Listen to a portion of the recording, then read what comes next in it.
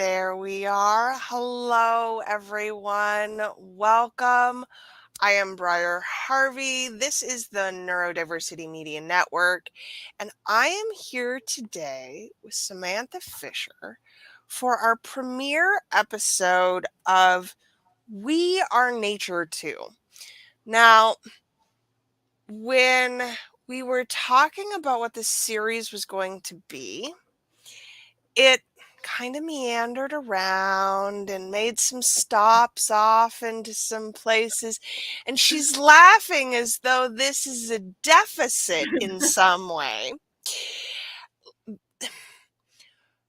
I have recently had several things happen in my life where I've been made very aware of how important it is that we get to tell our stories, how important it is that we get to be heard when we tell our stories.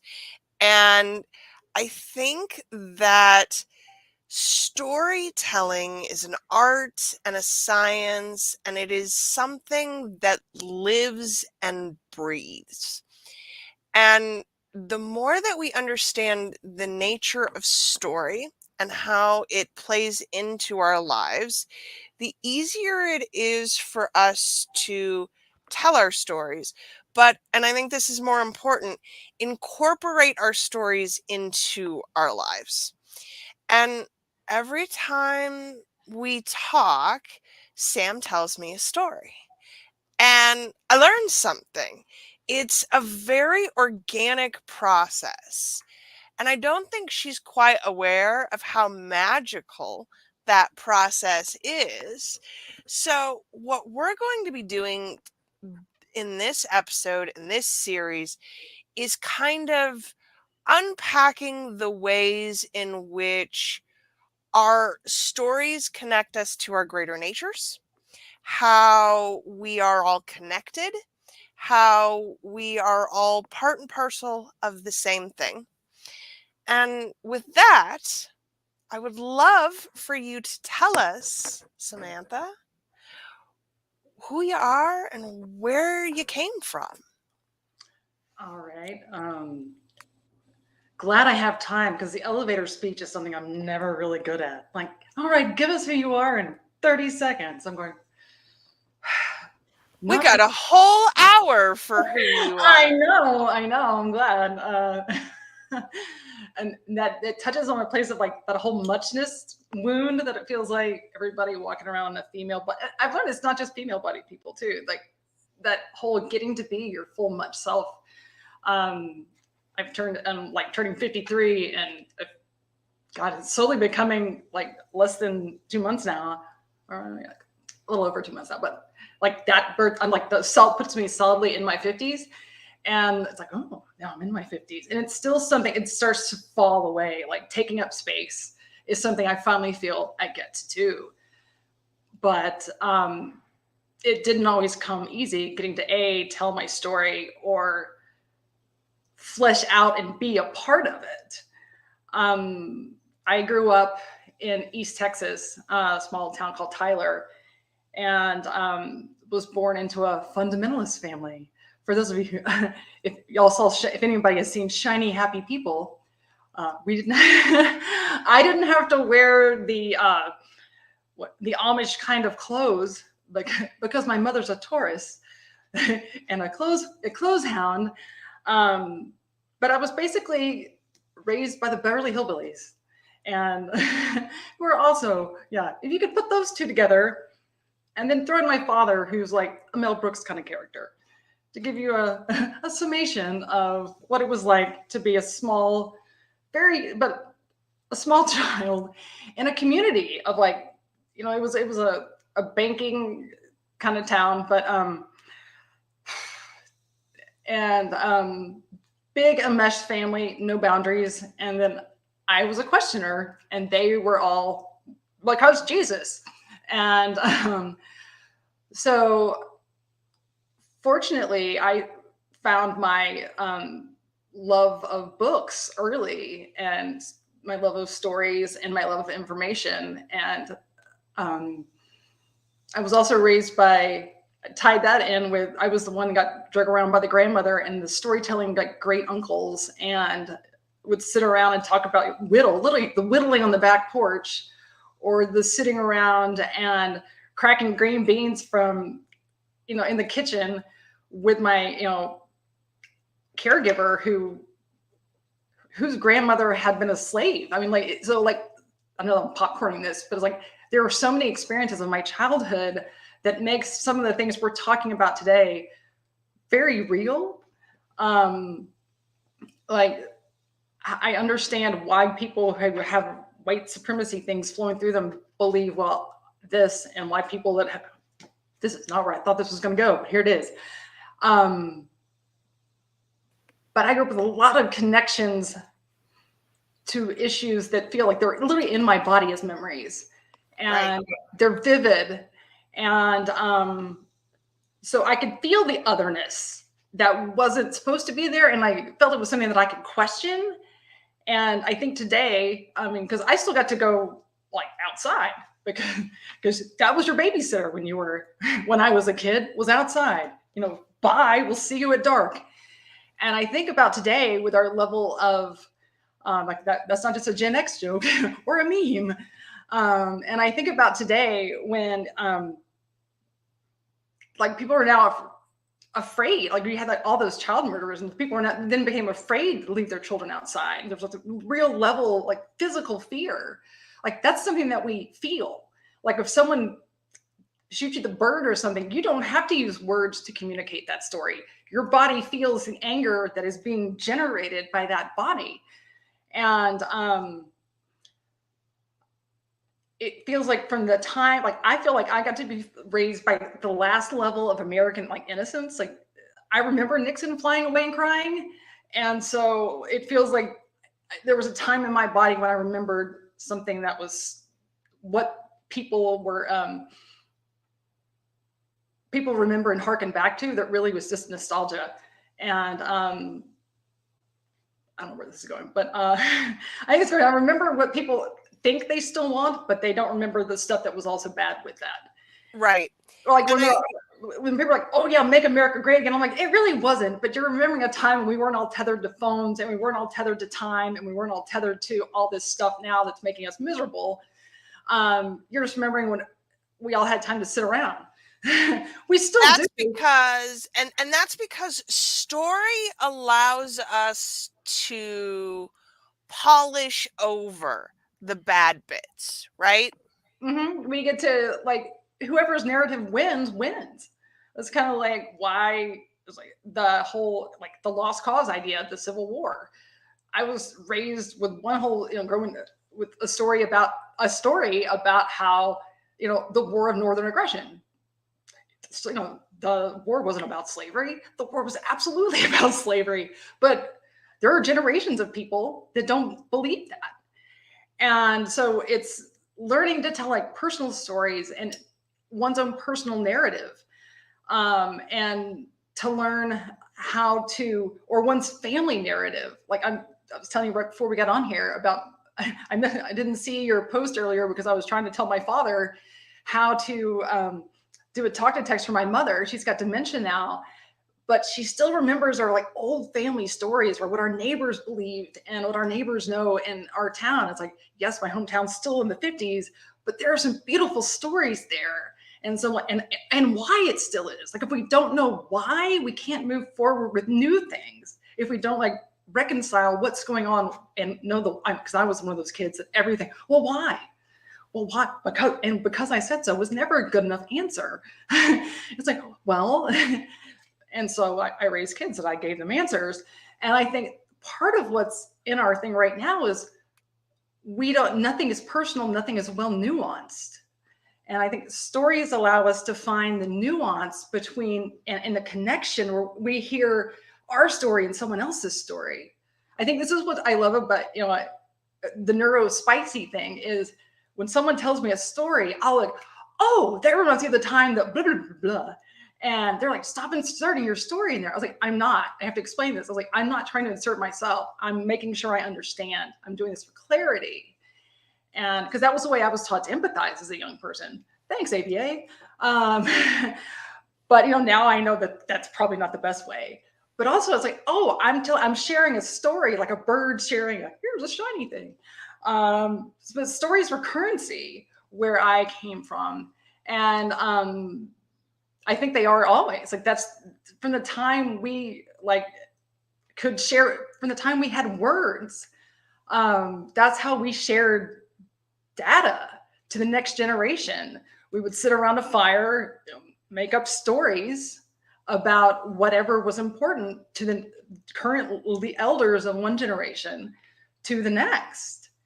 And I think about now how our stories were taught, like back when we had 3 channels, our culture was taught through television. Our Saturday mornings, we learned about all the symphonies and things like that through Bugs Bunny. Or so you had a working cultural repertoire that, because there's not this, like now there's so much choice out there. The idea that everybody on Monday night's going to be watching Happy Days Right. isn't happening right now. We've lost that collective. We've lost the collective story, which is great because there's all this diversity of story that we can rub up against and learn from. Like the thing, oh, we should all go back to that. Like, no, more choice is always cool. Because it gives everybody a place at the table. And everybody gets what suits them as a meal. It's like a food court instead of just one truck out there. Ooh, I like that. However, trying to figure, I think that's where we are collectively. Like we, in our country, like, oh, well, I've got this version of history and I've got this version of it. I was like, there's probably a little truth in everybody's version. Right. And figuring out how to move it all forward as a, because everybody's family's got a version of how it came when Papa did this. Yeah. Just in my high school alone, I heard those stories. Or even down here in San Antonio, just the very different stories of how to get something through a county government. Yeah. And then how do we all do it well? And listening to people's stories around, oh, well, this bill will hurt my child, or this bill, like the whole thing. I was reading this right before I came on. For the children, got to do it for the children. Who came up with that hook? Because it's really good, but it also is very deceptive. Like, whose children are they hurting? And so I think about so many things. I have to slow down enough where I can get it out of my mouth where it's actually understandable. And like how we language and how we keep our story alive and important, and where we're not deceiving ourselves or each other when we tell them. And Martha Graham used to always say, the body never lies. As somebody who's been in movement for, since I was a tot, but as someone who's been a teacher and facilitator of various forms of movement, I can tell it to be true. Now, you can lie about your body, or your mind can lie, but the body doesn't. And learning to be in the body and listen to the body's story.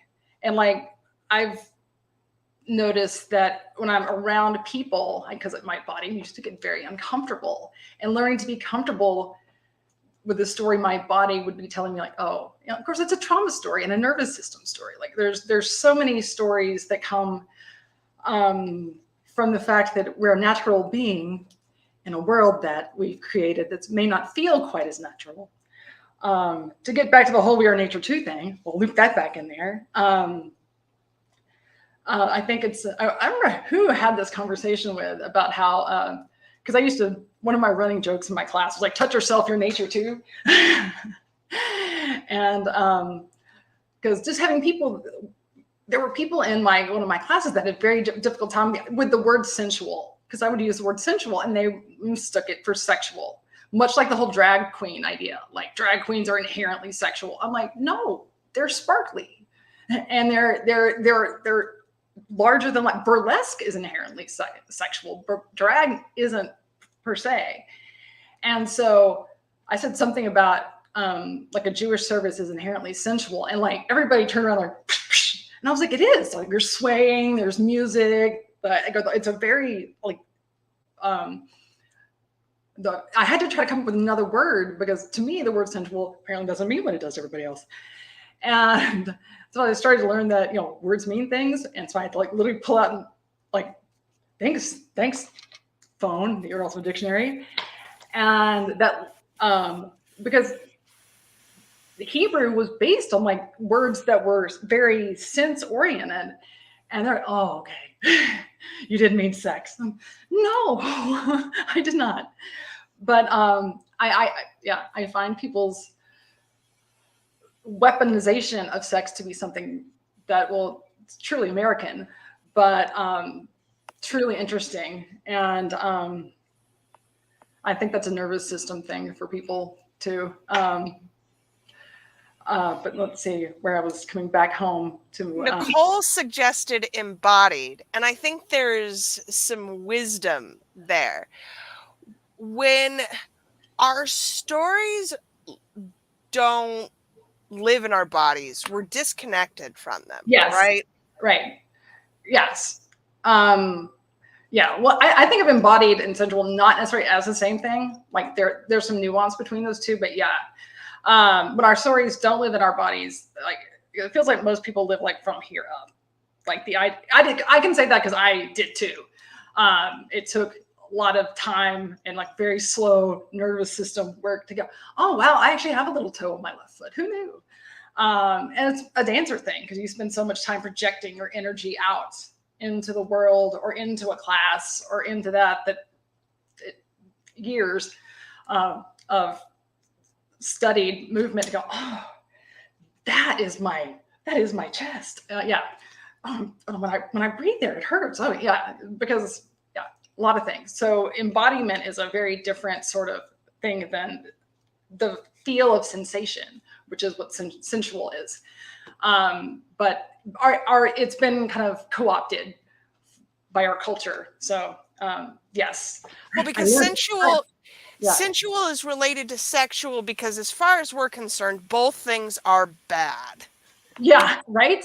Well, because you have to have your senses attached, and you not necessarily. I've known people, unfortunately, that weren't very sensual with their sexual experience.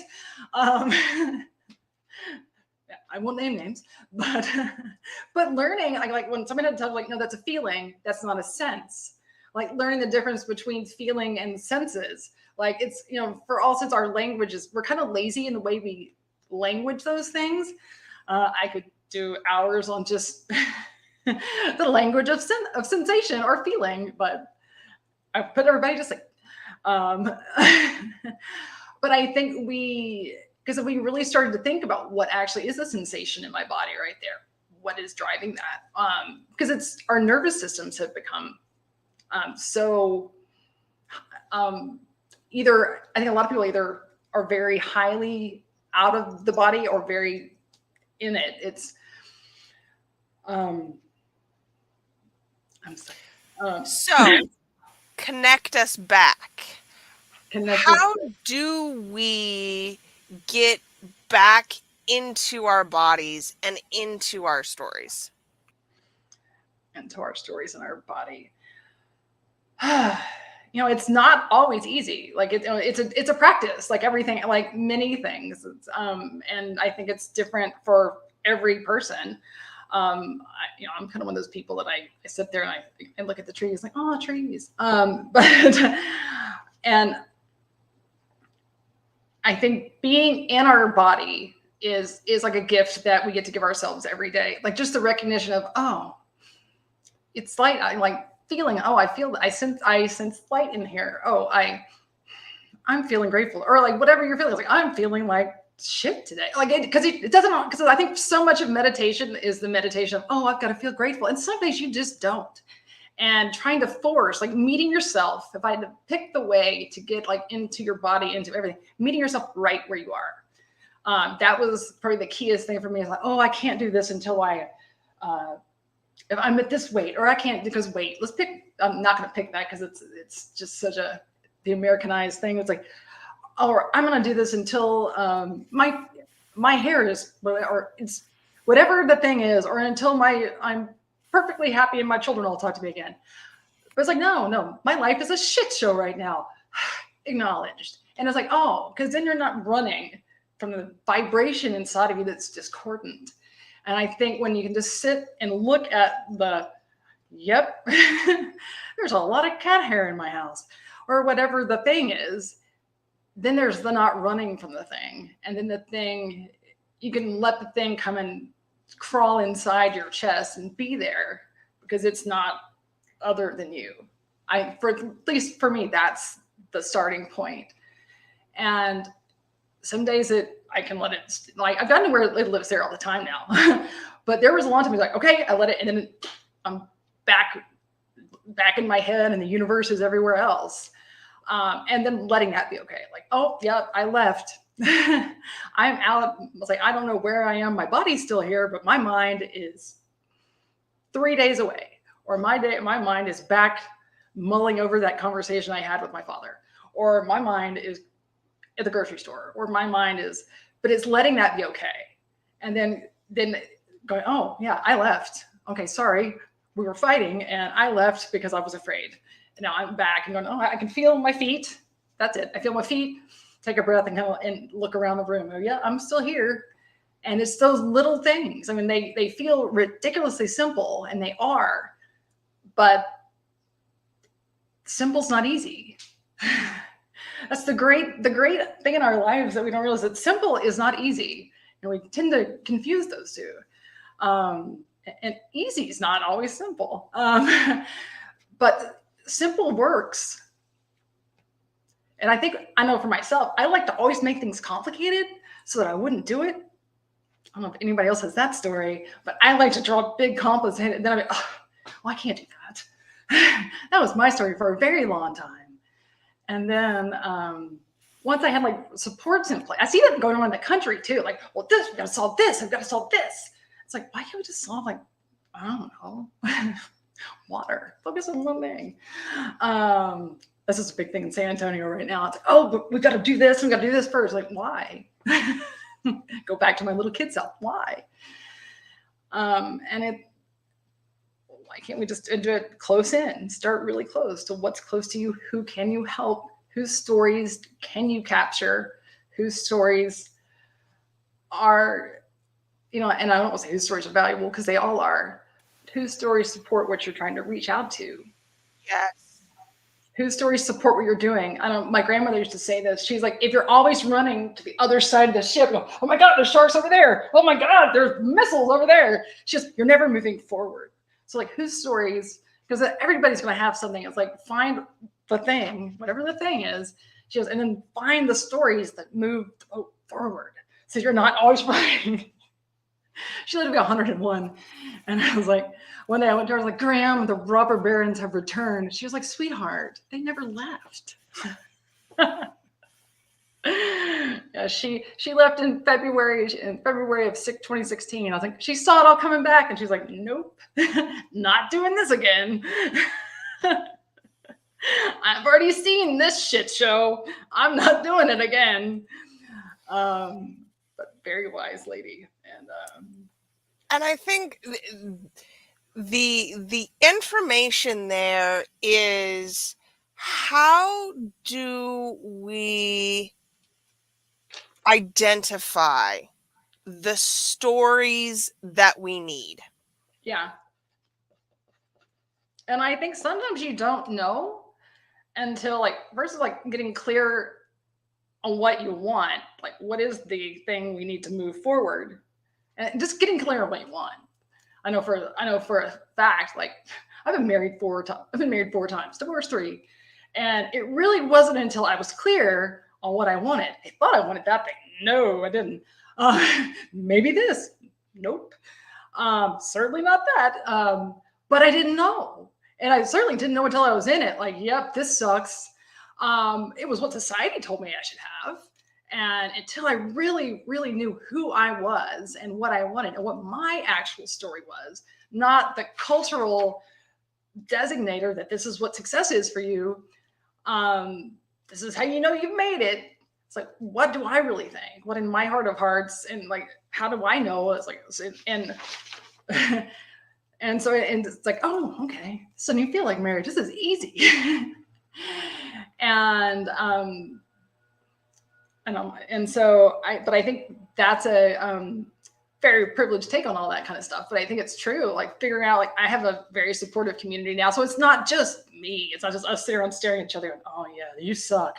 It's like, I have a lot of things that I can get from outside of it. I get stories from other people that I lean into and I hear what works for them. It's not just sitting around going, my story is tied for you forever and until we die.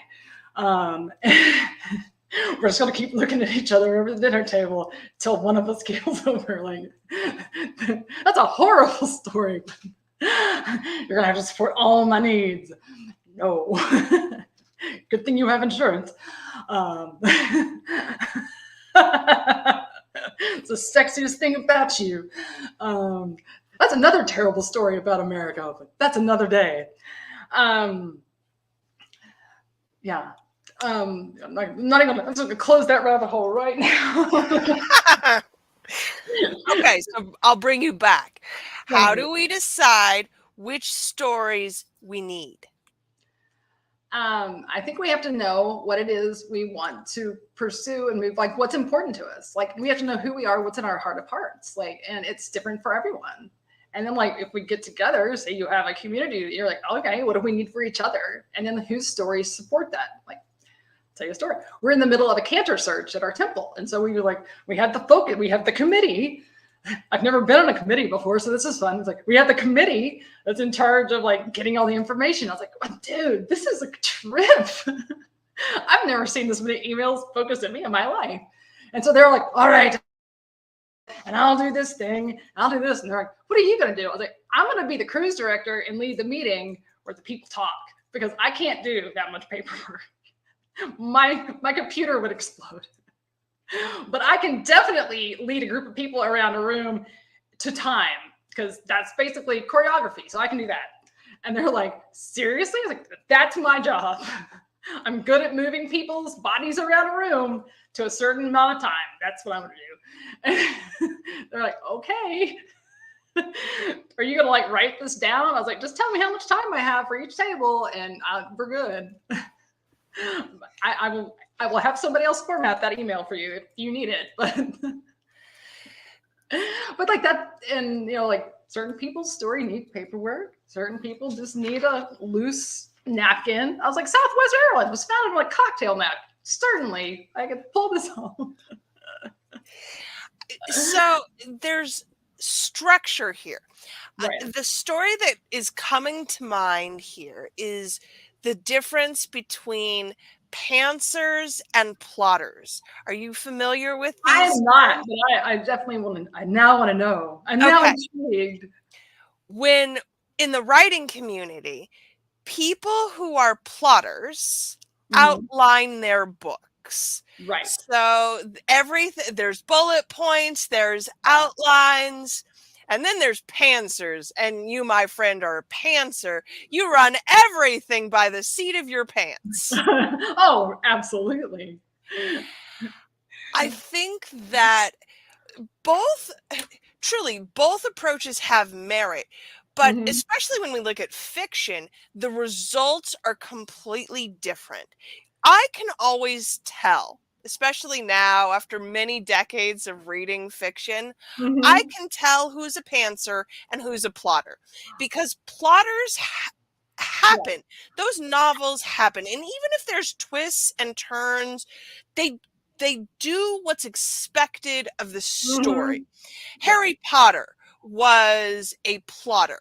Right. J.K. Rowling is a plotter. There are screenshots of her Yeah. napkins, Yeah. right?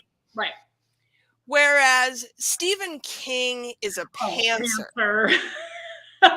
Absolutely. Those stories meander around, they go all sorts of places.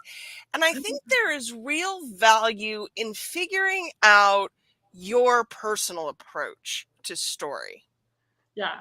That's such a really good it's so funny, like, yeah, I read his book about like the going back in time to stop the JFK assassination, and it just Ah, man, but it is a love letter. It is a love affair with the American like culture of that time. I mean, it's just I would cry. His writing is so beautiful, And then, yeah, I mean, yeah, Harry Potter, of course, like Tom Clancy, totally a plotter. There's Absolutely a no way plotter. you can write all of that out and remember all of those characters and all of that sort of stuff without clear outlines. Absolutely.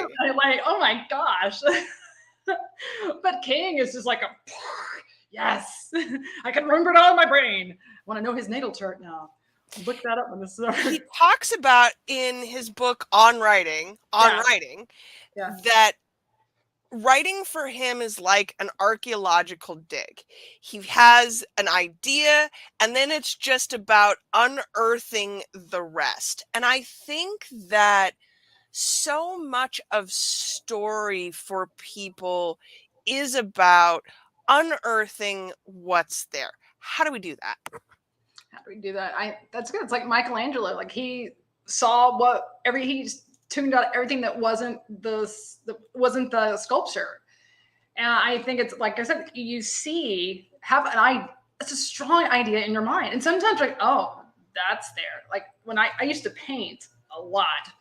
I had to do something with all the energy of my divorce. So it was like Jack the Dripper on steroids, but instead of dripping it around, I violently threw it at the floor.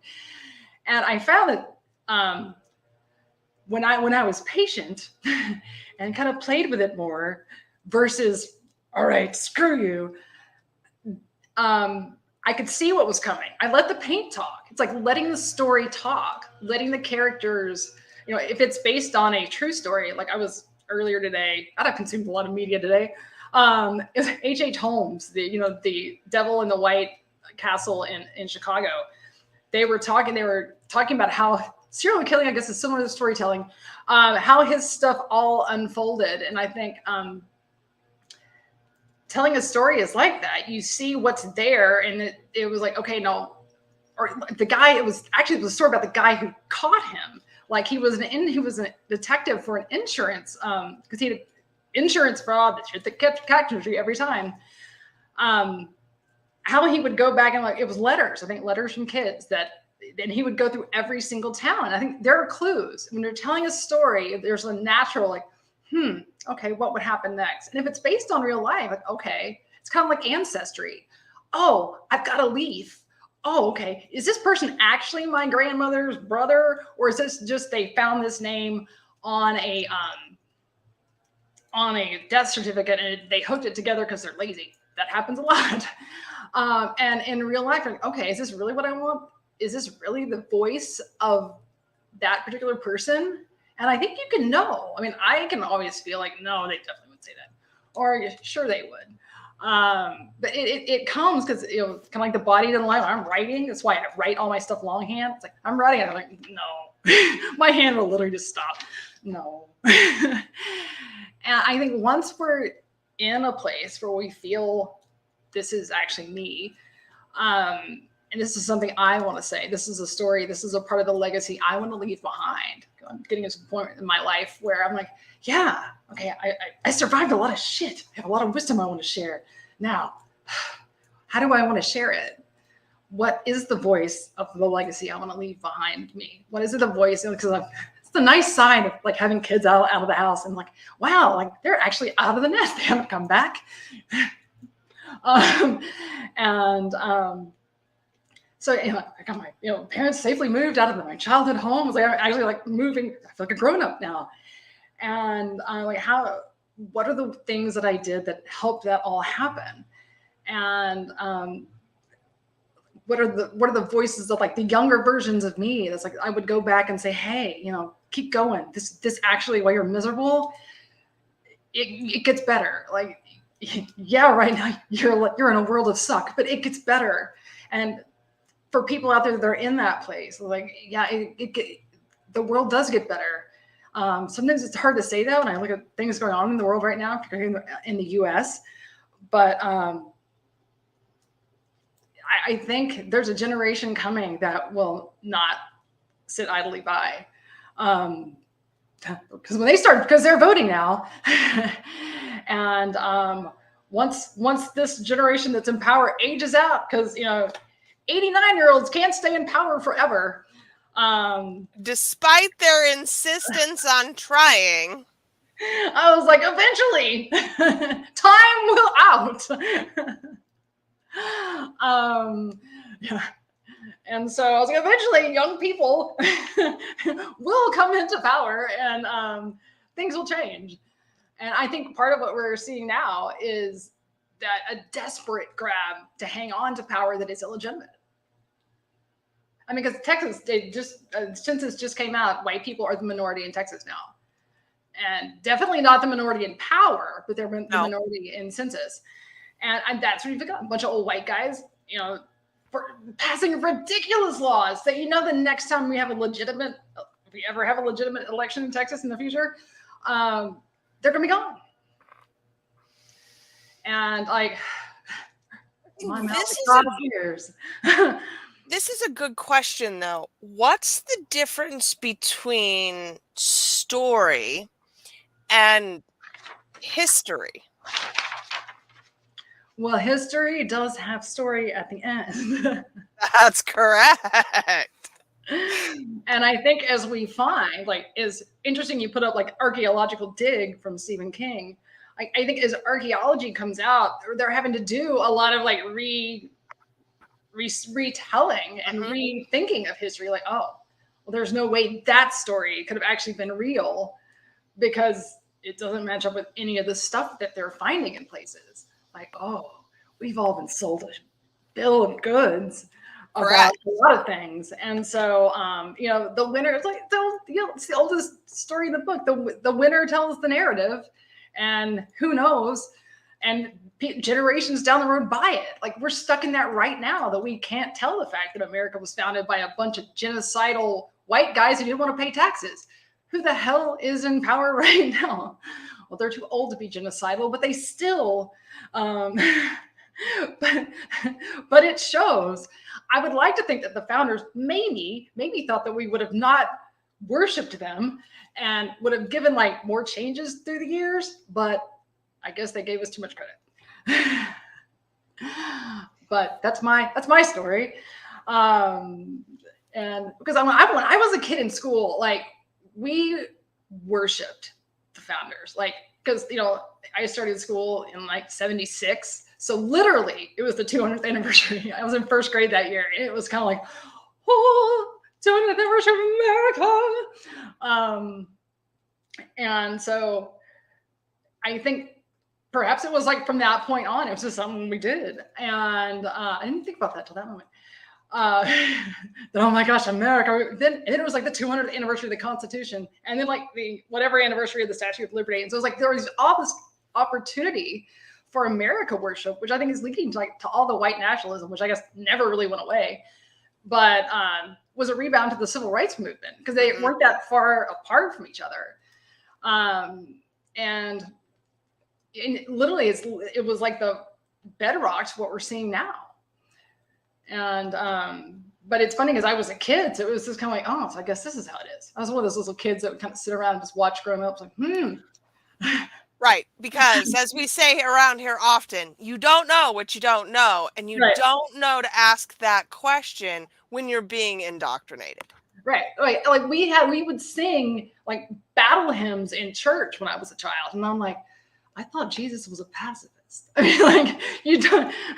Wait a minute. Why does the Lord need an army? So I definitely want to spend some time in this series unpacking why, or the ways in which we tell each other bad stories, and the ways bad stories seem to be so much more viral than the good ones. There are bad news, and this is well documented in study at this point in time. We're much more inclined to hear pay attention to, and then disseminate bad news than we are to hear, pay attention to, or disseminate good news. Multiple media organizations have been like, how come there's no good news? We need good news. Right, They'll right. bring out good news, and nobody pays attention. Nobody watches, nobody shares. So what is this Okay, about? I have a theory on that, but I'm sorry. And that's what I want to hear. What is this about bad news that is so much more replicable than good news? I think it's a ancient part of us that we shared bad news because that's how we stayed alive. Like good news, oh, that's great, good for you, Bob. But then Bob just got eaten. Bob just got clobbered by a mammoth. And it's like, oh no, shit. Sorry, Bob. Let's get out of here. And I just think like over time that became part of our wiring. And let's face it, it's like, oh shit. The nervous system hit is so much more great. And it was our way to, it's a little tiny high. And we still get it. I mean, dopamine is not so much feel good as it is anticipation. And what else is it? What do we anticipate anymore? Oh, I want this. I want that. But bad news is anticipatory. So that's, oh shit, it's coming. And nothing really happens. I mean, like what? But it's like, oh my God, the end of the world. Oh my God, this. Oh my gosh, that. Doom, doom, doom. And it's something you can anticipate. And so that's my theory. But and I like it. This has merit. That then filters into our everyday circumstance and reality. If I'm always anticipating doom, then I'm going to prepare for it. Oh, yeah. Yeah. Yeah. I mean, I think about like the start of the pandemic when everybody's like, oh my God, toilet paper. Right. And then it became like a self-fulfilling thing because the toilet paper places couldn't keep up. Like, oh my God, I can't get any more toilet paper. Ah! I mean, it's such a great one because it's like humans are we're a ridiculous species. We really are. We've got these little mammal bodies and we drive around in these metal living rooms. And it's like, why do we need cars? I mean, cars are ridiculous. They're ridiculous. Like, I think about how for most of the things that I do, I feel like if you have kids, yes, okay, minivans make total sense with children because raising children is kind of a ridiculous thing to do. In the way that Americans do it. I mean, Americans are the most like non-community oriented. But I was like, if we had like any sort of like, oh yes, let's bring in our elders. Yes, let's build this. But no, we build our entire communities around cars. Like everything is built around parking. Fuck. So but it's like, I would love to have like a little tuk-tuk where I could like, it could be solar run, put a little battery in the back for all this stuff. And then have like public community transportation. That's the word for like big stuff. When I had to drive around, if we could have like trains, if we had decent trains, I wouldn't need a car, like a little golf cart. Just, and it would, and rather than like electric cars, because electric cars we wouldn't have enough cobalt on the planet for a second generation of electric cars. So like science on this is already stalled out. So it's like, all right, back to the drawing board. New ideas, guys, because the old cars are a part of our story, though. Yes, they are, and very uniquely the American story. Henry Ford, the 40-hour work week, all of those things are deeply embedded into our story. Yeah. And we are therefore very reluctant to change that story. That is an excellent point. I think about that because the whole reason we have the school system, the educational system we have, is because of the 40-hour work week and the industrial system. Like, but that is all gone pretty much from America now. I forgot how many people Ford laid off. I think 1,000 people on Monday here in America. And so I was like, that is slowly leaving. And so how do we transform the way we do everything, which is exciting. I was like, change is scary, yes, but it's also exciting. There's the thing to anticipate that's not doom. It's like, how do we look outside and go, all right, this is coming. So we go there and we look at it with like, because we have people that are, we know are safe, and we have people we know that we've vetted, and we know, like that doesn't happen overnight, but there's a way to start to, with stories, because it's data that we learn how to go, oh, I hear your story. I hear your story and my story. It's kind of like when cats smell each other's butts. Stories is that for people. I think of it that way. It's like, oh, that's kind of why 12 steps work when they do. People get together and they share stories. And I think for the times it works, it's like that sort of support group. So throw it out that way. It's because like, oh, I see you in me. I see how, or I'm so desperate. I don't see anything in me but help. And it's like, okay, I'm here to help. There's no judgment here. There's no that. And it gets to a place where that to me is what's missing in the American story, is there's so much bravado and so much, I have freedom to, to be selfish, not to be community oriented. Like I don't have any obligation to the society. Like that's what's missing in the American story, is a lack of obligation to each other.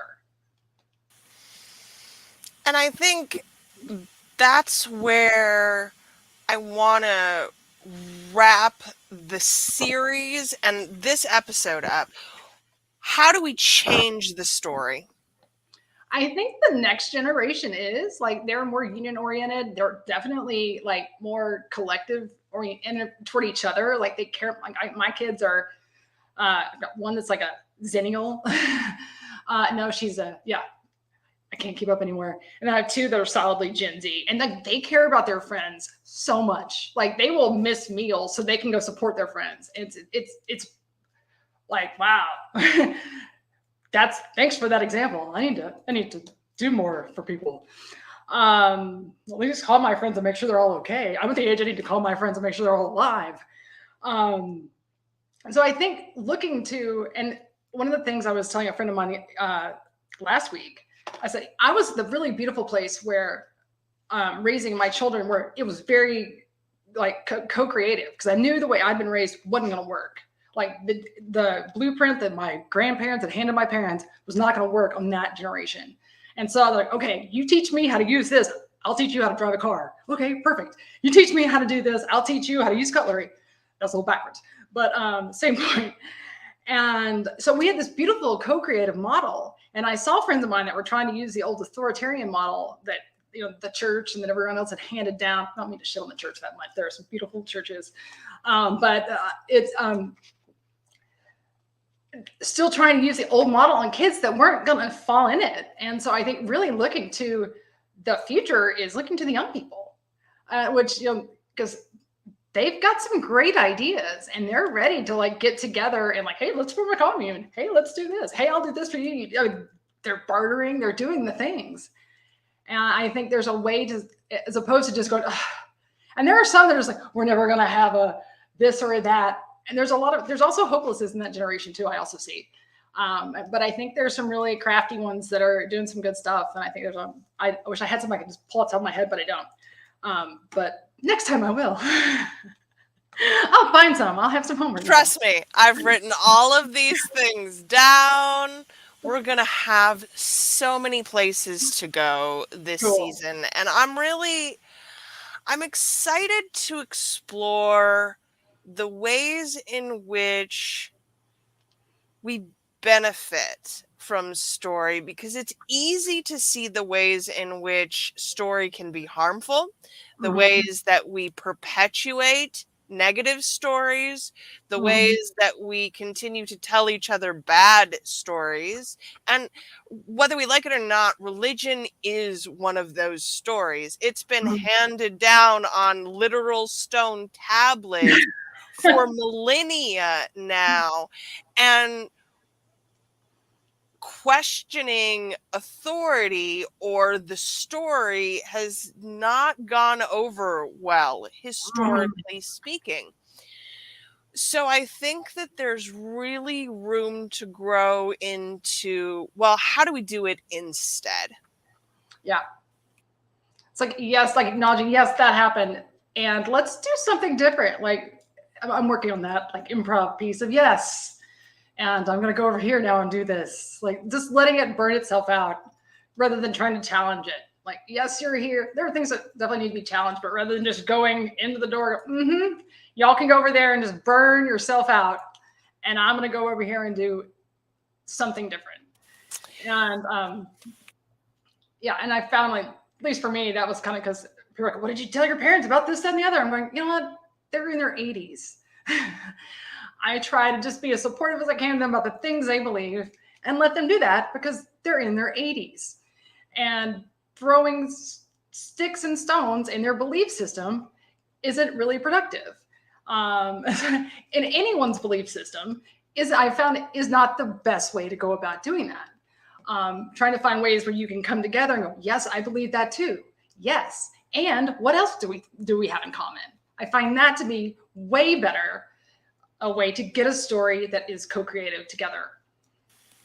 Truly, one of the most valuable lessons I have ever learned is yes and. And for those of you who don't know it, it's an improv rule that when you are going into a scenario with someone and you don't know what it's going to be, instead of saying no, you say yes. And because there are so many more places to go. No closes down the discussion. It closes down our willingness to participate. But yes, yes is possibility. And yes, lets the person be seen. Like, yes, I see you. And what do you need? Or yes, and let's take care of this. Or yes, and I have a need also. Like there's a place where it opens up so much. It opens up this place for something that wasn't there before. And which is also what improv does. Yeah. And I think that's what we're trying to do here.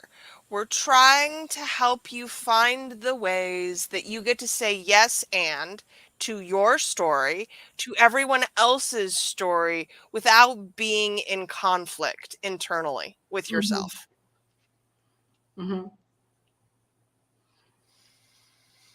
Final thoughts, my friend? Final thoughts. Thank you. Thank you so much for this opportunity. This has been a true adventure. And I really do. I like just having discovered about myself that I'm a pantser, because I've always known that. And so, yeah, I'm looking forward to what I learned about myself, what I get to teach, and more things I get to discover. So thanks a lot for allowing me to be here today. I'm so excited. This is gonna be so much fun. And I deeply encourage everyone who's watched today to stick around. We will be back this time every other week. We're really looking forward to growing and leading into collaborative storytelling. So if you have questions, comments, concerns, please do leave them in the comments wherever it was that you watched this. Get in touch with me. You can find this at the neurodiversitymedianetwork.com. We would love to hear how we can collaborate and tell our stories together. Thank you all so much for being here today. Samantha, you are a gem. This is so fun. And we will be back next time for another adventure in how to tell your story. All right, y'all. Thanks.